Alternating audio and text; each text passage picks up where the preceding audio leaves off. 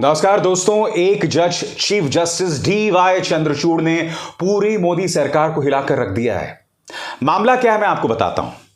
जैसे कि आप जानते हैं कि मोदी सरकार हमारे सैनिकों पर खूब शहादत खेलती है, यानी कि सैनिकों के नाम पर वोट बटोरना, मगर जब उनके मुद्दे आते हैं तो इनका रुख कुछ और हो जाता है। वन रैंक वन पेंशन का मामला था हमारे फौजी भाइयों को बकाया पेंशन देने की बात। मगर सरकार पहुंचती है अदालत के सामने और कहती है कि हम अपनी समस्या बंद लिफाफे में, यानी गुप्त तरीके से सुप्रीम कोर्ट को दिखाना चाहते हैं, बतलाना चाहते हैं। सुप्रीम कोर्ट में chief justice of India D.Y.. Chandrachud कहते हैं कि किसी बंद लिफाफे की जरूरत नहीं है। यह ऐसा कोई मामला नहीं है जिसमें बंद लिफाफे की जरूरत है। मामला क्या है मैं आपको बताता हूं। वन रैंक वन पेंशन को अमली जामा पहनाने के लिए, खासकर इस चरण को अमली जामा पहनाने के लिए सरकार के सामने खर्च आ रहा था 28,000 करोड़। सरकार ने सुप्रीम कोर्ट में यह बताया कि देश की अर्थव्यवस्था एक बहुत ही डावाडोल स्थिति में है, बहुत ही नाजुक स्थिति में है। इसलिए अभी हम वन रैंक वन पेंशन के इस चरण के लिए जो 28,000 करोड़ रुपए हैं वो नहीं दे सकते। दोस्तों, ये सरकार कितने मुद्दों पे कितना खर्चती है, मगर सैनिकों के नाम पर, जिसके नाम पर ये लोग कितनी सियासत करते हैं, उसको लेकर ये लोग कुछ नहीं करते। इसी मुद्दे पर डी.वाई. चंद्रचूड़ जो हैं चीफ जस्टिस साहब नाराज हो गए। उन्होंने कहा बंद लिफाफे का तो सवाल ही नहीं पैदा होता, जो कहना है खुलकर कहो। और यह पहली बार नहीं है दोस्तों। डी.वाई. चंद्रचूड़ साहब वो हैं जिन्हें क्रेडिट जाता है, श्रेय जाता है, जब उन्होंने चुनाव आयोग में नियुक्तियों को पूरी तरह से पलट दिया था। उसकी चर्चा बाद में, मगर वन रैंक वन पेंशन पर देखिए किस कदर नाराज हुए डी.वाई. चंद्रचूड़। उन्होंने क्या कहा है दोस्तों, मैं आपको पढ़ के सुनाना चाहता हूं। खास बात यह है कि मंगलवार को हुई सुनवाई के दौरान सुप्रीम कोर्ट ने केंद्र सरकार को सेना के 21 लाख पेंशन भोगियों को one rank one pension arrear देने के लिए समय दिया था।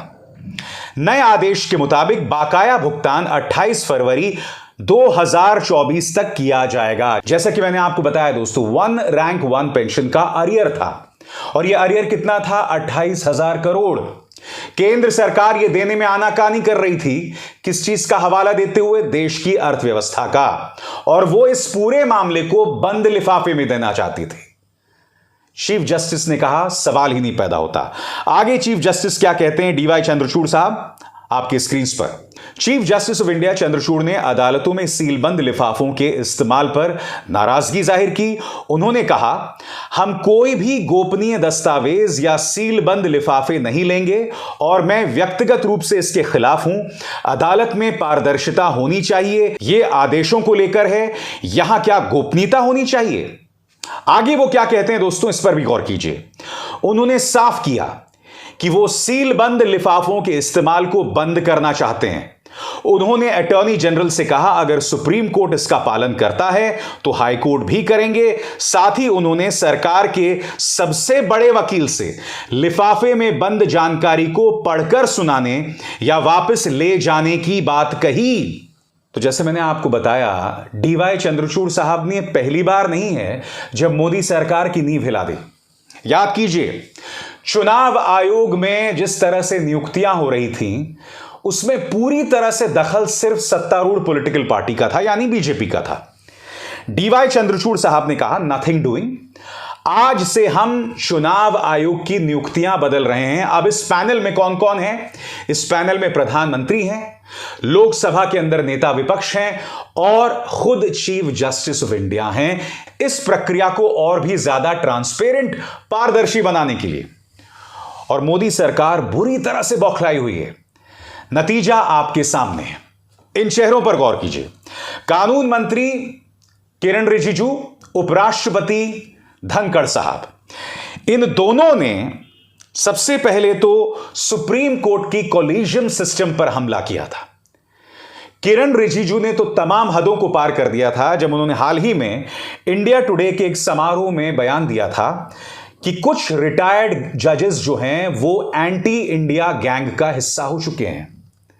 यानी कि जिन जजों ने अपनी जिंदगी के 40-50 साल लगाए न्यायपालिका में देश की न्याय व्यवस्था की सेवा करते हुए, इन्हें किरण रिजिजू एंटी इंडियन बता रहे थे। और इनकी बौखलाहट की वजह सिर्फ एक शख्स है, वो है chief justice of India D.Y.. Chandrachud. मैं आपको बतलाना चाहता हूं दोस्तों, इन्होंने कॉलेजियम सिस्टम पर किस तरह से हमला किया था। फिर से देखिए इन दो चेहरों को, किरण रिजिजू और उपराष्ट्रपति जगदीप धनखड़। इन्होंने क्या कहा था, अमर उजाला की खबर आपकी स्क्रीन पर। किरण रिजिजू और उपराष्ट्रपति धनखड़ ने की थी कॉलेजियम सिस्टम पर टिप्पणी।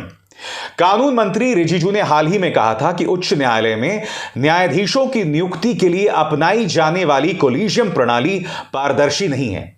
वहीं उपराष्ट्रपति धनखड़ ने 1973 के केशवानंद भारती मामले में ऐतिहासिक फैसले पर सवाल उठाया था। धनखड़ ने कहा था कि 50 साल पुराने फैसले ने एक बुरी मिसाल कायम की है। अगर कोई प्राधिकरण संविधान में संशोधन करने की संसद की शक्ति पर सवाल उठाता है तो कहना मुश्किल होगा कि हम एक लोकतांत्रिक राष्ट्र हैं।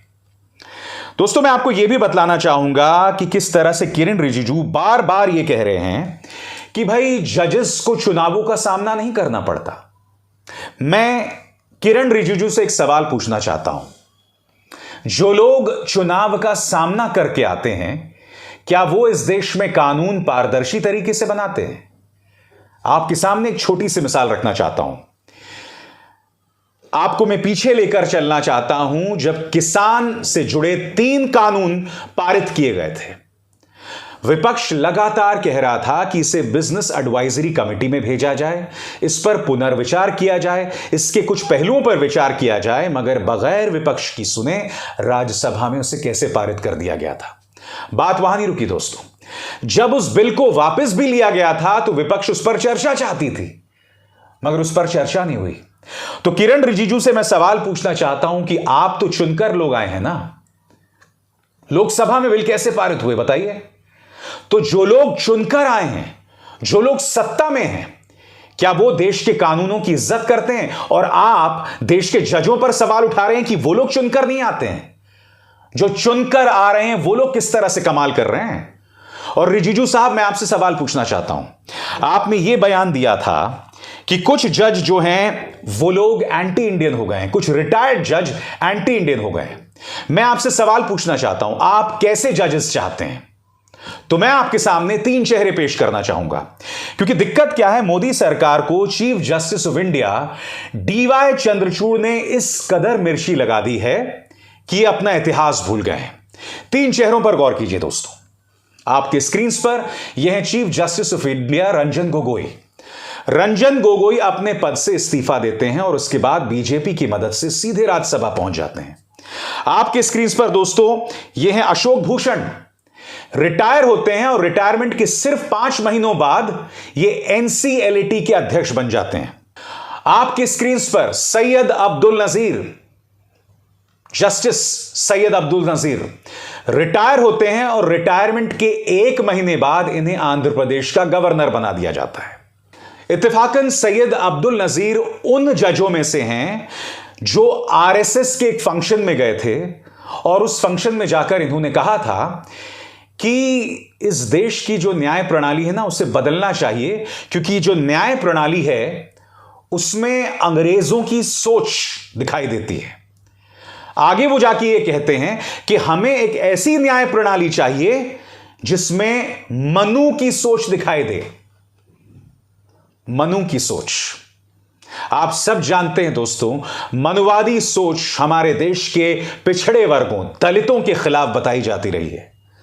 मनुवादी सोच में कई रूढ़िवादी चीजें हैं और ये जस्टिस नजीर, जिन्हें भारतीय जनता पार्टी ने आंध्र प्रदेश का गवर्नर बनाकर भेज दिया था, वो ये कह रहे थे कि हमारी न्याय प्रणाली में मनुवादी सोच की झलक होनी चाहिए। अब मैं आपको बताता हूं दोस्तों, खेला किस तरह से हुआ था। आपकी स्क्रीन पर यह है जस्टिस अशोक भूषण।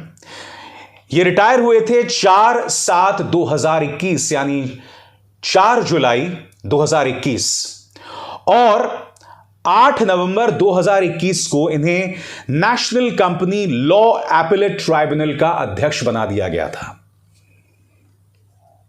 जुलाई और नवंबर, दोनों के बीच में कितना फर्क है? जुलाई के बाद अगस्त, सितंबर, अक्टूबर, नवंबर, सिर्फ 4 महीने।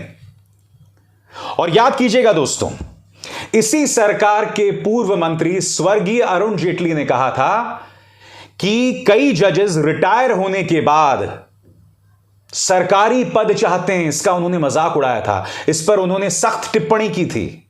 आपके स्क्रीन पर यह है नितिन गडकरी। इन्होंने यह कहा था कि जब कोई जज रिटायर हो जाता है तो 2 साल तक उसे कोई सरकारी पद स्वीकार नहीं करना चाहिए। और मैंने आपके सामने 1 नहीं 2 नहीं 3 मिसाल पेश की, जस्टिस नजीर की, chief justice of India Ranjan Gogoi की और जस्टिस अशोक भूषण की, जो रिटायर हुए और तुरंत भारतीय जनता पार्टी की मदद से या तो राज्यसभा में पहुंच गए या किसी सरकारी पद पर बैठ गए। और इस सरकार को एलर्जी है, आपत्ति है chief justice of India Chandrachud साहब से, जो बार बार इनको आईना दिखा रहे हैं। चाहे बंद लिफाफे का मुद्दा हो, चाहे चुनाव आयोग में नियुक्तियों का मुद्दा हो, चाहे नफरती भाषणों का मुद्दा हो। याद कीजिए दोस्तों, chief justice of India DY Chandrachud की अदालत ने ही कहा था कि मोदी सरकार नफरती भाषणों को लेकर मुंह नहीं फेर सकती।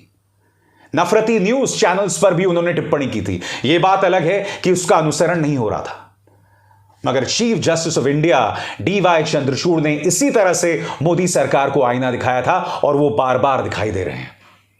और दिलचस्प बात यह है दोस्तों कि 1 साल बचा हुआ है चुनावों का, और आने वाले दिनों में ऐसे कई फैसले आने वाले हैं जो मोदी सरकार के लिए जबरदस्त सिरदर्द का सबब बनेंगे।